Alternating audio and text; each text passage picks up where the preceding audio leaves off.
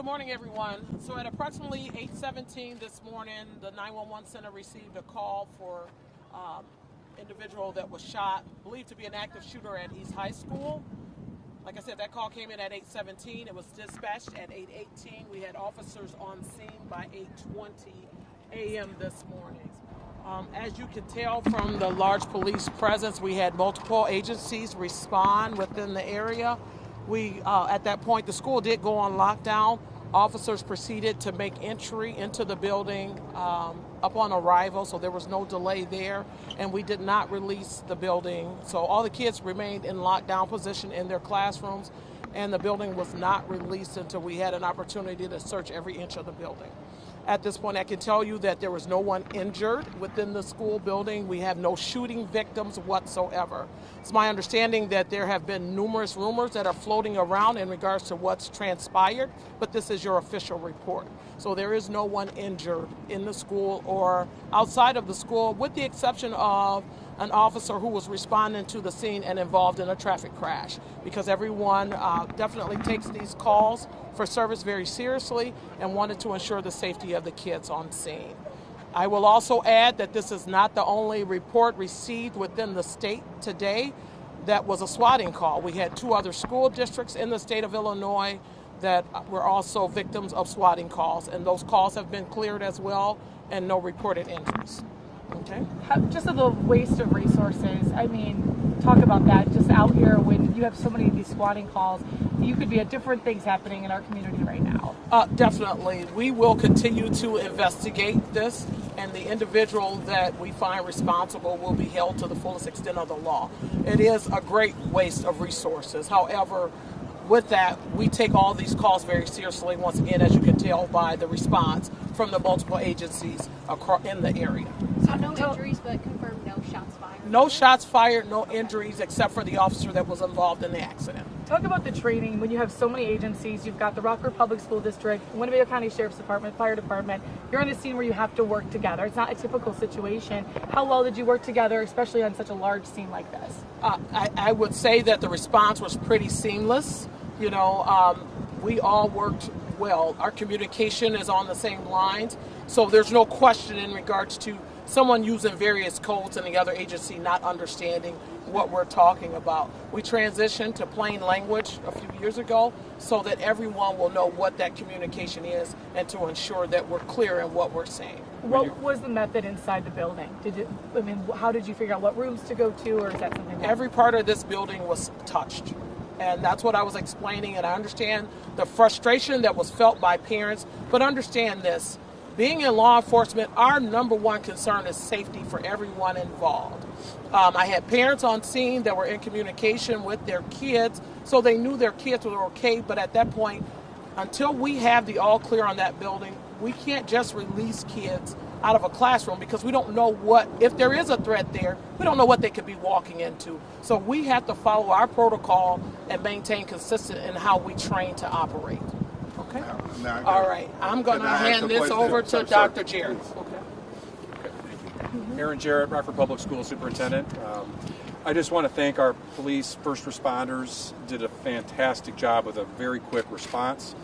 We are absolutely saddened by the fact that academic learning was disrupted, that families and students and staff felt a real sense of concern this morning, and we are just thrilled that all of our students and staff are safe, and that we had such an amazing response from law enforcement to ensure that was maximized.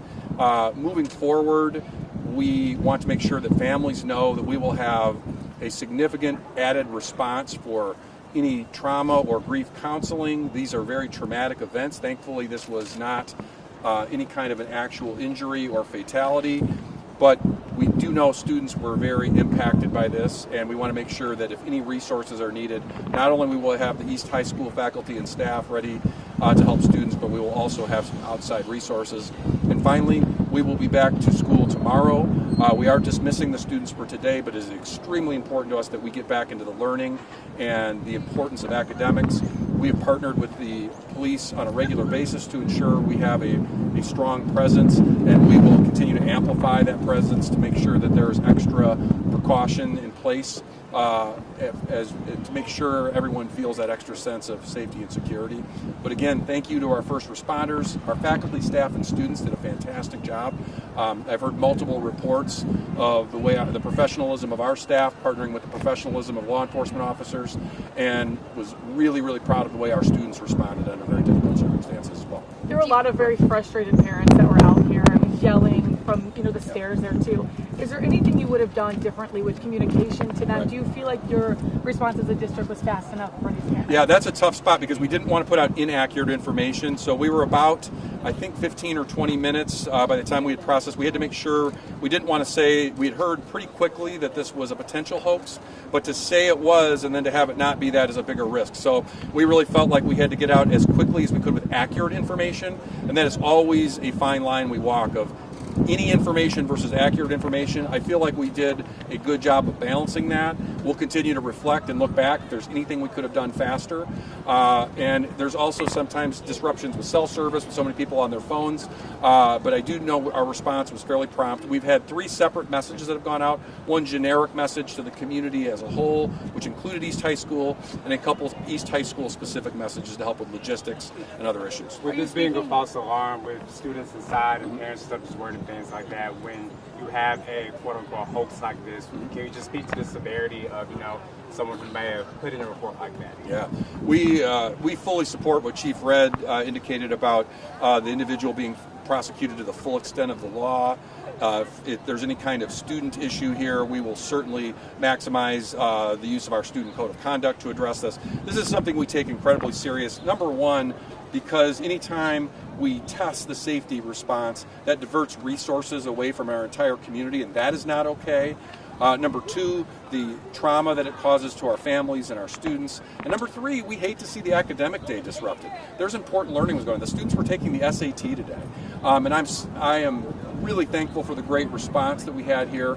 And I'm saddened that not only did the Rockford East community deal with this, but it sounds like we had communities in our region that dealt with a similar circumstance. And I am extremely frustrated that this occurred, but extremely thankful for the response we received from our law enforcement. Have you talked to other districts yet? Have you been in contact? I have not had a chance. Okay. We've been very focused on the Rockford East community and supporting them to the fullest extent that we can to make sure students, staff, and families are supported.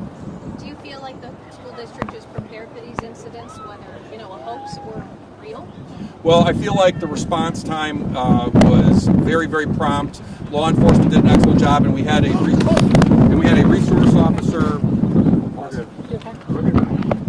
And we had a resource officer in place along with the proper security apparatus, so we had a prompt response and a quick response, and I do believe that students were kept safe, and that response was something I was really proud of from our internal RPS team, but certainly grateful for our first responders and the great work they did. So at this point, we will do a full debrief on this to see if there are opportunities for improvement, but I do believe that the response was swift and well coordinated. So echoing many of the sentiments brought forward by the Chief and Dr. Jarrett, certainly thankful for the final outcome, incredibly frustrated with the hoax call, but you look at what took place, tremendous communication between Rockford Public Schools, Rockford Police Department, quick response by the police department. You mentioned the waste of resources. I would say obviously it's a waste of resources, but it's a waste of resources we're going to waste every time for the safety of our students. And you look at the impact that this is going to have on the young kids, the teachers, the school staff, the parents and families. You're seeing kids, coming out of school hugging their parents. As a parent of a proud parent of Rockford Public School kids, the impact that can have. Really thankful for the response that Dr. Jarrett is putting in place for tomorrow for those students, those teachers, from that social emotional standpoint, and certainly the additional public safety response that the police department will be providing as well. But appreciate that coordination and communication and the quick response. And why